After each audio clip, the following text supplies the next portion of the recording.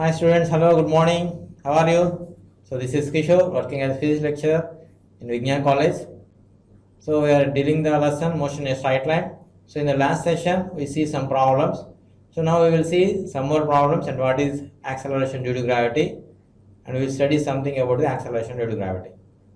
So without wasting time, let us go to the session. Hi students, now let us see what is acceleration due to gravity. So acceleration due to gravity. So if we drop a feather and a coil simultaneously from the same height, so both reaches the ground at the same time. So as we are seeing in the video. So now let us see what is acceleration due to gravity. So it is nothing but the acceleration possessed by a falling body due to gravitational pull of the earth is called as the acceleration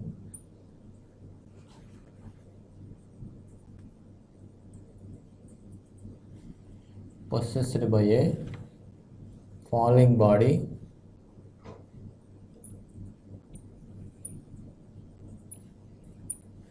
due to gravitational pull of the earth.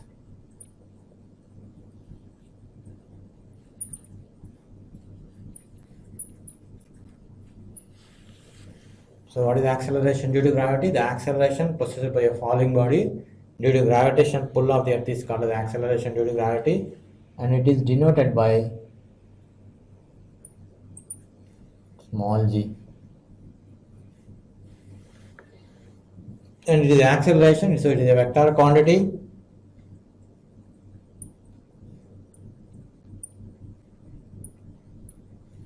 And the units are CGS unities centimeter per second square, whereas MKS unit is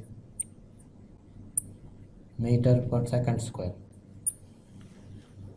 So the acceleration due to gravity is nothing but acceleration possessed by a falling body due to gravitational pull of earth, so denoted by g, and it is a vector quantity same as acceleration. So the CGS unit is centimeter per second square, MKS unit is meter per second square, and it is same at a given place.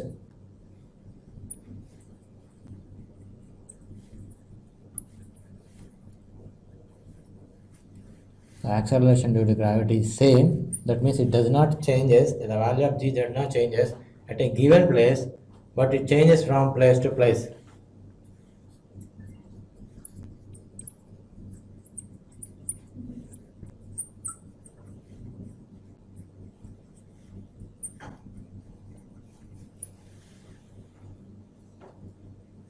So that means it changes if you move from one planet to planet or from one place to another place.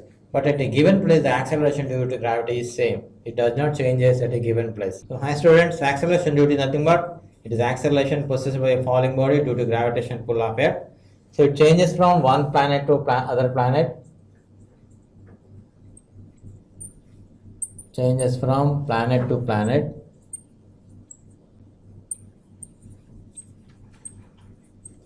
So that means on the surface of the earth is one value, whereas on the surface of the moon the value of g changes. So on the surface of the earth, the value of acceleration due to gravity is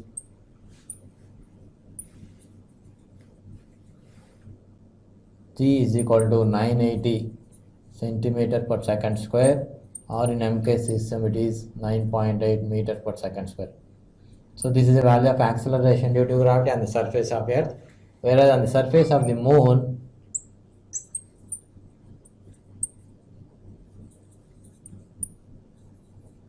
so its value is 1/6 on surface of the earth. So on surface of the moon the value is 1/6 that on earth. So on moon g is equal to 980 by 6 centimeter per second square. So this is nothing but 163.3 centimeter per second square. Whereas in MK system it is 9.8 by 6 meter per second square. This is equal to 1.633 meter per second square. So the value of acceleration due to gravity changes from one planet to other planet. And coming to the freely falling body, so if you consider the freely falling body or falling body, so here A can be taken as plus G, where in the case of a body projected upwards, A is taken as minus G. So when your body is projected upwards,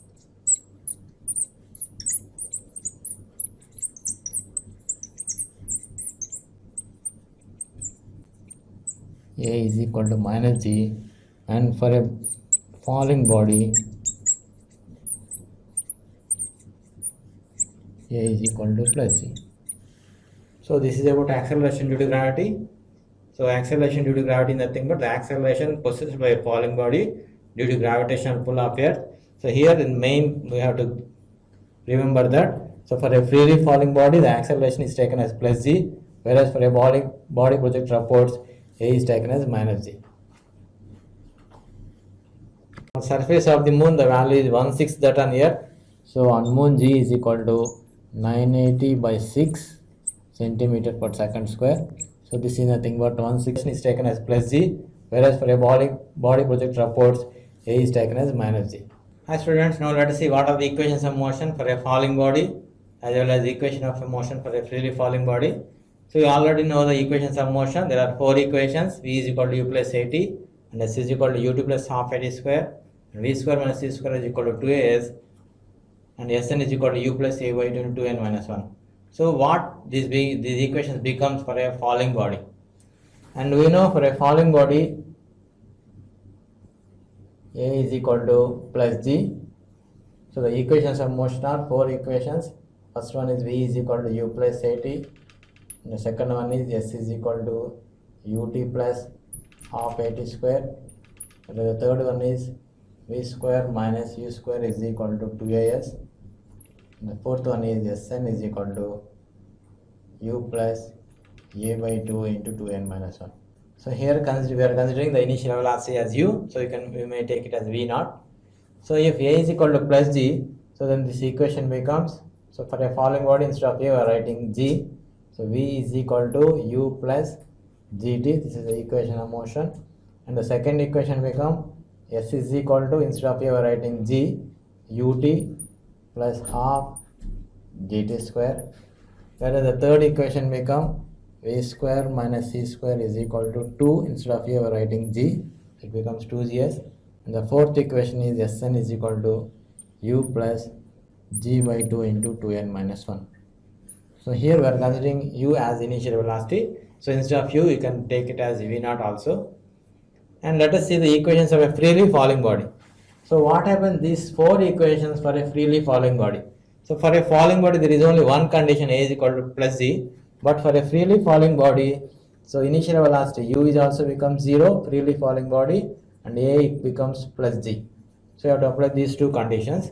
So then these equations becomes, instead of u are writing 0, so this equation becomes v is equal to 0 plus gt, so it becomes gt, and the second equation becomes s is equal to, so instead of u we are taking 0 and a as g, so it becomes half gt square, and the third equation becomes v square u plus 0, so it becomes v square is equal to 2gs, and the fourth one becomes Sn is equal to g by 2 into 2n minus 1.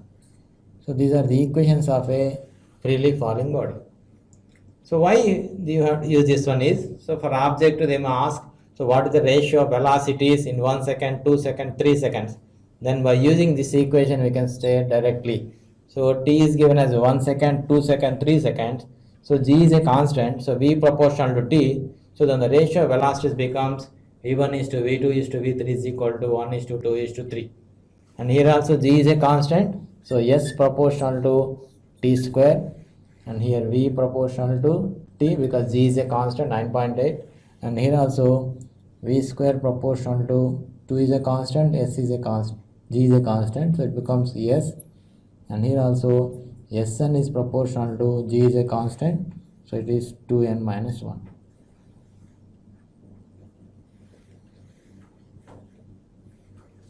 So by using this you can say better useful in the objective. So if they are asked to find the ratio of velocity in 1 second, 2 second, 3 seconds, we have to this equation. So v1 is to v2 is to v3 becomes 1 is to 2 is to 3. And if we ask to find the ratio of distance travel in 1 second, 2 second, 3 seconds, so by using this equation we get 1 square is nothing but 1, 2 square is 4, and 3 square is 9. So then the ratio of distance traveled S1 is to S2 is to S3 is equal to 1 is to 4 is to 9. So this is the ratio of distances traveled in 1 second, 2 second, 3 second. And this is the ratio of distance traveled in first second, second second and third second. Then we have to use this equation. So then Sn is proportional to, instead of n we take 1, then it is 2 minus 1. So 1, and Sn proportional to, if you take 2, so 4 minus 1 it becomes 3. And if you take 3, then Sn proportional to 6 minus 1 it is 5. So then the ratio is S1 is to S2 is to S3 is equal to 1 is to 3 is to 5. So this is a ratio of distance traveled by a freely falling body in first second, second second and third second. It is 1 is to 3 is to 5. Whereas here is the ratio of distance traveled by a freely falling body in 1 second, 2 second, 3 seconds. So these are more useful for the objective cases to solve the problems. So these are the equations of a freely falling body. So for a freely falling body, there are two conditions. Initial velocity is 0 and acceleration is nothing but plus g. Whereas for a falling body, so you have to use only one condition, that is acceleration is equal to plus g. So now let us see what are the equations of a body projected upwards. So we already know the four equations. V is equal to u plus at, this is the first equation. And the second equation is s is equal to ut plus half at square, this is the second equation. And the third one is v square minus u square is equal to 2as. And the fourth one is Sn is equal to u plus a by 2 into 2n minus 1. So these are the four equations of motion. So what these equations becomes for a body projected upwards. So whenever a body is projected upwards, then a becomes equal to minus g. So instead of a, you have to write minus g. So then these equations becomes v is equal to u minus gt. The second equation becomes s is equal to ut minus half gt square. And the third equation becomes v square minus u square is equal to minus 2gs. The fourth one is Sn is equal to u minus g by 2 into 2n minus 1. So these are the equations of motion when a body projected upwards. Now coming to the second case, so the equations of motion when a body projected upwards and reaches maximum height. So we are projecting a body upwards and it reaches maximum height. So what happens whenever it reaches maximum height is, so when it reaches maximum height, so the final velocity becomes 0. So then it again falls to downwards. So in this case, a is equal to minus g and the final velocity is 0. So I have to apply these two conditions. The final velocity becomes 0 and a is equal to minus g. So then this equation becomes equal to, so instead of u I write 0. So 0 is equal to u minus gt. So this implies u is equal to gt because minus minus get cancelled. And the second equation becomes s is equal to ut minus half gt square. So it remains the same. But the third one, instead of you are writing 0, so minus u square is equal to minus 2gs. So minus minus get cancelled. So u square is equal to 2gs. And the fourth also remains the same. Sn is equal to u minus g by 2 into 2n minus 1. So these are the equations when a body projected upwards. So similarly, these are useful for objective. So from this we can write g is a constant, so u proportional to t, and from this you can write u proportional to 2s. So you can get these formulas in objective. So these are the equations when a body projected upwards and reaches maximum height. So here we have to use two conditions. The final velocity is 0 and a can be taken as minus g. And if you ask to what are the equations of motion of body projected upwards and it does not reach its maximum height, then you have only one equation as a is equal to minus g. So this is the difference between equations of body projected upwards and equations of body projected upwards and reaches maximum. So let us see some open problem. From the top of a tower of height 300 meter, a body projected upwards is dropped, and at the same time another body is projected vertically upwards with a velocity of 100 meter per second. So when and where will the two stones meet? So this is a very important problem. So asked so many times in the IPA exams. So let us consider a tower. This is the tower of height This is 300 meter. So a body is dropped from the tower like this with a velocity of, what is dropped, so here there is no velocity.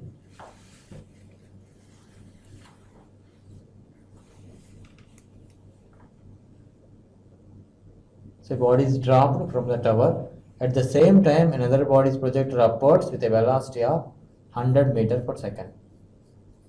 So we are asked to find when and where the two stones will meet.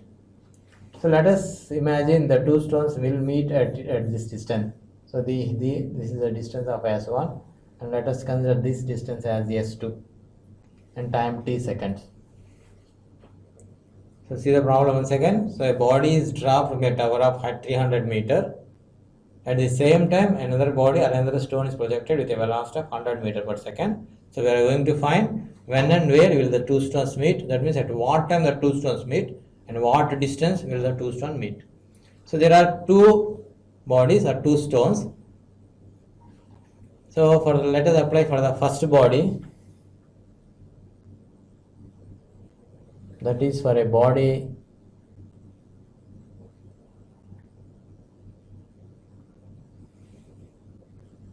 dropped. So we are considering the distance as S1. So S is equal to S1. And for a field falling body, A is equal to plus G. So A is taken as plus G. And the initial velocity is 0. So U is equal to 0. So let us consider T as T. So now apply the equation. S is equal to ut plus half at square. So here S is nothing but S1 and U is 0. So it becomes S1 is equal to half gt square. This is equation 1.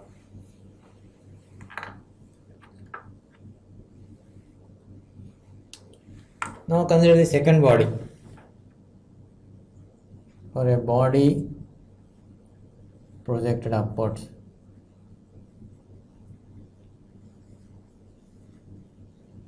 So the initial velocity is given as u is equal to 100 meter per second, whereas we know a is equal to minus g, and let the two stones meet at a time of t seconds, and a is equal to minus g whenever a body projected upwards. So now apply the same equation. S is equal to ut plus half at square. So here the distance is S is equal to S2. So S2 is equal to 100 t, because u is 100 and a is minus g, so it becomes S2 is equal to 100 t minus half gt square. And this is S1 and this is S2, so the total distance is nothing but 300 meter. So that is given. So S1 plus S2 is equal to the height of the tower, which is nothing but 300. So S1 is half gt square and S2 is plus 100 t minus half gt square is equal to 300. So half gt square, half gt can cancel. 100 t is equal to 300, and from this we can get t is equal to 300 by 100, that is 3 seconds. So this is the time when the two stones will meet. Now we also find the distance. So now you substitute this time value in S1 or S2. So substitute the t value in S1, then becomes S1 is equal to half, g is 9.8, and t is nothing but 3 square, which is nothing but 9. This is equal to half into 9.8 into 9. So this is nothing but 4.9 into 9. So multiplying you get, so 4 into 9. So 81, that's 6 plus 44. So this is nothing but 44.1 meter. So here the distance S1 is nothing but from the top of the tower. So they meet, the two stones will meet, or the two bodies will meet at a height of 44.1 meter from the top. And if you are asked to find the from the bottom, then subtract this from 300 minus 44.1, then you get the distance from the bottom. So here they asked only when and where will the two stones meet. So the answer may be S1 or S2. So if particularly they are asked to find from the top or from the bottom, then you have to calculate the constant thing. So after a distance of 44.1 meter, the two stones will meet, and after a time of 3 seconds, the two stones will meet.